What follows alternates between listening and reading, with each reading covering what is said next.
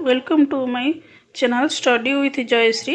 आज आम पढ़ा 6th सेमेस्टर पॉलिटिकल साइंस रे डीएससी 3 रे भारत और अमेरिका संपर्क ताको मध्य कहना इंडिया यूएसए रिलेशन मध्य इंडो एशिया रिलेशन मध्य कहा जाए। भारत विश्वर सर्वबृहत गणतांत्रिक राष्ट्र अटे एवं जनसंख्या दृष्टि भारत प्रथम स्थान रे रही अछि।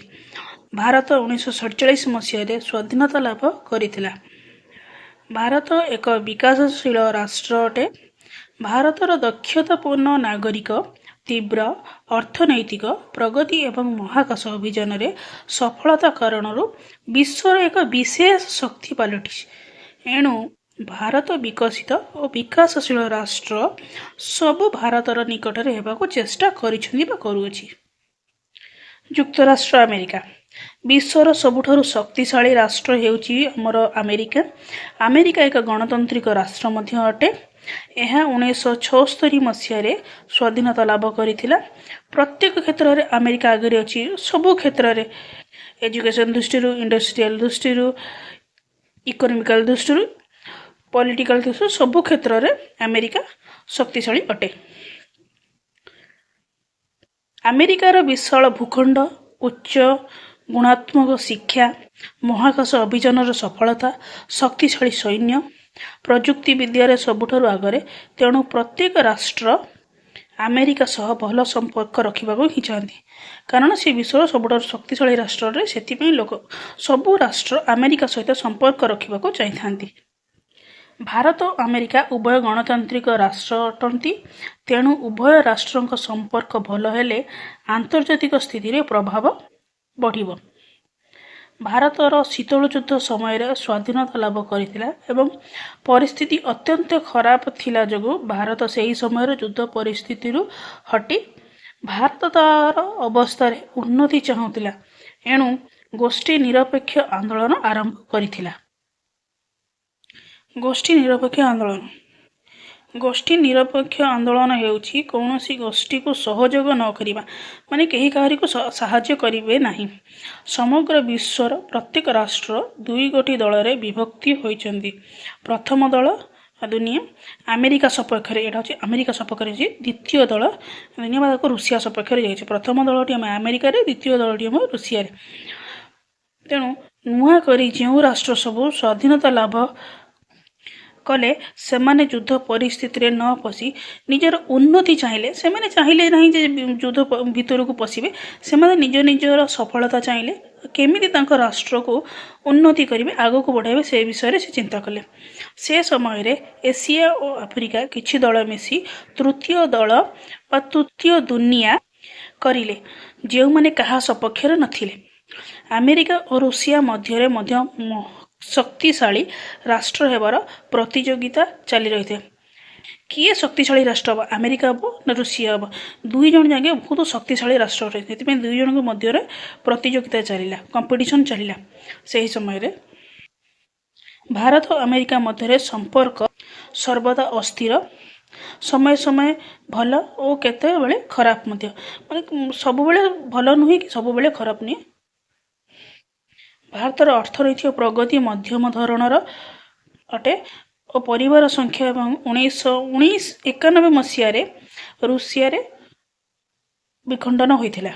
सेकेंड रे भारत रे जगतीकरण घरेईकरण उदारीकरण र व्यवस्था लागू होला परे भारत एवं अमेरिकार संपर्क सुधुरिछि।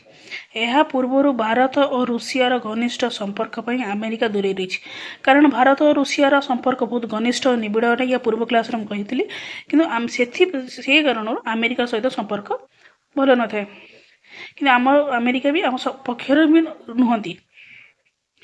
चीन परी राष्ट्र अमेरिका पाई क्षतिकारक अटे।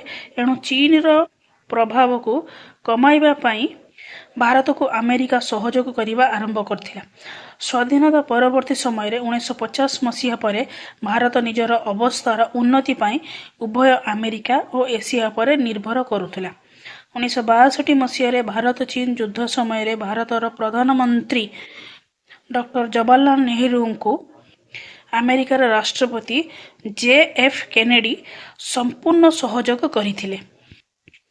1965 ଭାରତ ପାକିସ୍ତାନ ଯୁଦ୍ଧ ଯେତେବେଳେ ହୋଇଥିଲା ଆମେରିକା ପାକିସ୍ତାନକୁ ସହଯୋଗ କରିଥିଲା ବା ସାହାଯ୍ୟ କରିଥିଲା ଏବଂ ଅସ୍ତ୍ରଶସ୍ତ୍ର ମଧ୍ୟ ପାକିସ୍ତାନକୁ ଯୋଗାଇଥିଲା। ଅସ୍ତ୍ରଶସ୍ତ୍ର ସବୁ କ୍ଷେତ୍ରରେ ଆମେରିକା ପାକିସ୍ତାନକୁ ସାହାଯ୍ୟ କରିଥିଲା।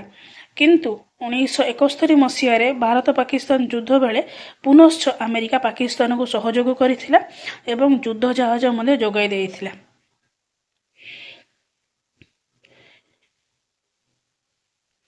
1974 ଭାରତ ପରମାଣୁ ଅବସ୍ଥାରେ ପରୀକ୍ଷା କରିଲା ପରେ ଏବଂ ଆମେରିକା ଏହାକୁ ବିରୋଧ କରିଥିଲା, କାରଣ ଆମେରିକା ଜମା ଚାହୁଁନଥିଲା ଯେ ଭାରତ ପରମାଣୁ ବୋମା ପରୀକ୍ଷା କରୁ। ପରମାଣୁ ଜିନିଷର ରପ୍ତାନିରେ ରୋକ ଲଗାଇଲା। 1980 ବେଳକୁ ଭାରତ ଆମେରିକାର ସମ୍ପର୍କ କିଛି ମାତ୍ରାରେ ସୁଧିଲା ଏବଂ ସୈନ୍ୟ ସାମଗ୍ରୀ ଭାରତକୁ ରପ୍ତାନି ଆମେରିକା କରିଥିଲା। ପୁଣି 1998 ଦ୍ୱିତୀୟ ପରମାଣୁ ଅସ୍ତ୍ର ପରୀକ୍ଷଣ କରିବା ଯୋଗୁଁ ଭାରତ ଉପରେ ଆମେରିକା ଅର୍ଥନୈତିକ ପ୍ରତିବନ୍ଧ ଲଗାଇଥିଲା, କାରଣ ସେ ଚାହୁଁନଥିଲା ଯେ ଭାରତ ଦ୍ୱିତୀୟ ପରମାଣୁ ଅସ୍ତ୍ର ପରୀକ୍ଷଣ କରୁ ବୋଲି। 2001 ଆମେରିକା ଉପରେ ପ୍ରଚଣ୍ଡ ଆତଙ୍କବାଦୀ ଆକ୍ରମଣ ହୋଇଥିଲା। ସେପ୍ଟେମ୍ବର 11 ଯାହାର ନାମ ଥିଲା 9/11 ଆକ୍ରମଣ। ଭାରତ ସର୍ବଦା ଆତଙ୍କବାଦୀମାନଙ୍କୁ ବିରୋଧ କରେ।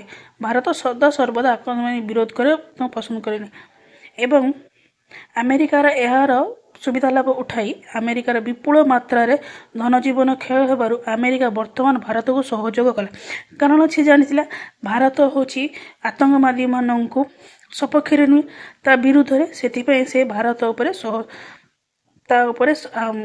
ସହଯୋଗ କରିଲା। ଜଳବାୟୁ ପରିବର୍ତ୍ତନ, ଆତଙ୍କବାଦ ନିବାରଣ ଏବଂ ଚୀନର ପ୍ରଭାବ ଆଘାତ କରିବା ପାଇଁ ଦୁଇଟି ବଡ଼ ଗଣତାନ୍ତ୍ରିକ ରାଷ୍ଟ୍ର ଏକ ହୋଇଗଲେ। ଭାରତ ଏବଂ ଆମେରିକା ଦୁଇଟି ବଡ଼ ଗଣତାନ୍ତ୍ରିକ ରାଷ୍ଟ୍ର ଅଛନ୍ତି। ସେ ଦୁଇ ଜଣ ଏବେ ମିଶିଗଲେ, ଏକ ହୋଇଗଲେ। 2008 ଭାରତ ଓ ଆମେରିକା ମଧ୍ୟରେ ପରମାଣୁ ଶକ୍ତିର ଶାନ୍ତିପୂର୍ଣ୍ଣ ବା ପିସଫୁଲ୍ ବ୍ୟବହାର ପାଇଁ ଚୁକ୍ତି ସ୍ୱାକ୍ଷର ହୋଇଥିଲା, ଯାହାର ନାମ ଥିଲା 123 ଚୁକ୍ତି। ବର୍ତ୍ତମାନ ଭାରତ ଓ ଆମେରିକା ମଧ୍ୟରେ ସମ୍ପର୍କରେ ତିନୋଟି ମୁଖ୍ୟ ସ୍ତମ୍ଭ ରହିଅଛି। ପ୍ରଥମଟି ହେଉଛି ପ୍ରତିରକ୍ଷାରେ ସହଯୋଗ ବା ଡିଫେନ୍ସ ବା ମିଲିଟାରୀ କ୍ଷେତ୍ରରେ, ଶକ୍ତିର ସୁରକ୍ଷା ଏନଭାରମେଣ୍ଟାଲ ଦୃଷ୍ଟିକୋଣରୁ, ଆଉ ଗୋଟେ ହେଉଛି ଦୀର୍ଘକାଳୀନ ରଣନୀତିକ ସହଯୋଗ ଷ୍ଟ୍ରାଟେଜିକ୍ ରିଲେସନସିପ୍ ବୋଥ ମେଣ୍ଟେନ୍ କରୁଥିଲେ। ବର୍ତ୍ତମାନ ରୁଷିଆ ଠାରୁ ଆମେରିକାର ଅଧିକ ଅସ୍ତ୍ର ଯୋଗାଉଛି। ଉଭୟ ଦେଶରେ ସୈନ୍ୟମାନେ ଯୁଦ୍ଧ ଅଭ୍ୟାସ ଓ ରଣନୀତି କୌଶଳର ଆଦାନ ପ୍ରଦାନ କରୁଛନ୍ତି। ରାଷ୍ଟ୍ରପତି ବାରାକ ଓବାମା ପ୍ରଥମ ଆମେରିକା ରାଷ୍ଟ୍ରପତି ଯିଏକି ଭାରତର ସାଧାରଣତନ୍ତ୍ର ଦିବସରେ 1915 ମୁଖ୍ୟ ଅତିଥି ଭାବରେ ଆସିଥିଲେ ଭାରତକୁ। ଉଭୟ ରାଷ୍ଟ୍ର ପରସ୍ପରକୁ ଆନ୍ତର୍ଜାତିକ କ୍ଷେତ୍ରରେ ସାହାଯ୍ୟ କରୁଛନ୍ତି। ଜାତିସଂଘ ସୁରକ୍ଷା ପରିଷଦର ଭାରତର ସ୍ଥାୟୀ ସଦସ୍ୟତାକୁ ଆମେରିକା ସାହାଯ୍ୟ ଓ ସହଯୋଗ କରିଛି। ଜାତିସଂଘରେ 5ଟି ବଡ଼ ବଡ଼ ଦେଶ ରହିପାରିବେ, ସେଥିମଧ୍ୟରେ ଆମେରିକା ଭାରତକୁ ମଧ୍ୟ ସାହାଯ୍ୟ କରିଛି ରହିବାରେ। କରୋନା ସମୟରେ ଭାରତର ଔଷଧ ଆମେରିକା ନାଗରିକମାନଙ୍କୁ ସୁସ୍ଥ କରିଛି, କାରଣ ଯେତେବେଳେ କରୋନା ହୋଇଥିଲା ସେତେବେଳେ ଆମ ଭାରତରୁ ଆମେରିକାର ଔଷଧ ସେବନ ପଠାଯାଇଛି। ଆମେରିକାର ପ୍ରଯୁକ୍ତିବିଦ୍ୟା ଓ ଭାରତର ଦକ୍ଷ ନାଗରିକଙ୍କ ସହଯୋଗରେ ଉଭୟ ରାଷ୍ଟ୍ରର ପ୍ରଗତି ହୋଇଅଛି।